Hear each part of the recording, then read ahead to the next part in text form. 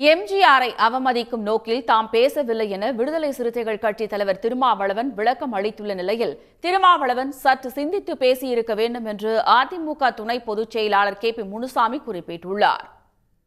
நேற்றைய பொதுக்கூட்டத்தில் எம்ஜிஆர் அவர்களை பற்றியும் ஜெயலலிதா அம்மையார் அவர்களை பற்றியும் ஒரு ஒப்பீட்டுக்காக நான் ஒரு கருத்தை சொன்னேன். அந்த தலைவர்களை நான் அவமதிக்கவில்லை.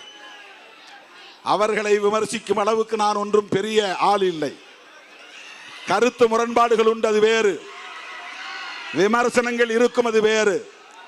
ஆனால் தமிழ்நாட்டு அரசியல் கருணாநிதி எதிர்ப்பு என்பதையே மையமாக கொண்டு பல பத்தாண்டுகளாக இயங்கி இருக்கிறது என்பதை சொல்லுவதற்காக ஒரு ஒப்பீடு செய்தேன். அவ்வளவுதான். ஜெயலலிதா அம்மாவே மேடையிலே சட்டமன்றத்திலே சொன்னார், நான் பாப்பாத்தி தான் என்று சொன்னார்.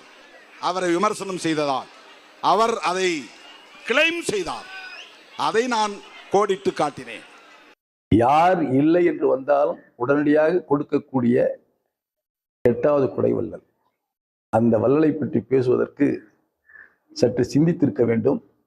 அவருடைய சிந்தனைகள் திரு ஸ்டாலின் மீது பாசத்தின் காரணமாக, திரு கருணாநிதியின் மீது பாசத்தின் காரணமாக இது போன்ற கருத்தை சொல்லுகிறார். தயவு செய்து அவர் இது போன்ற கருத்தை தவிர்க்க வேண்டும் என்று நான் அவரை அன்போடு கேட்டுக்கொள்கிறேன். உடனுக்குடன் செய்திகளை தெரிந்து கொள்ள சன் நியூஸ் பெல் ஐகானை கிளிக் பண்ணுங்க.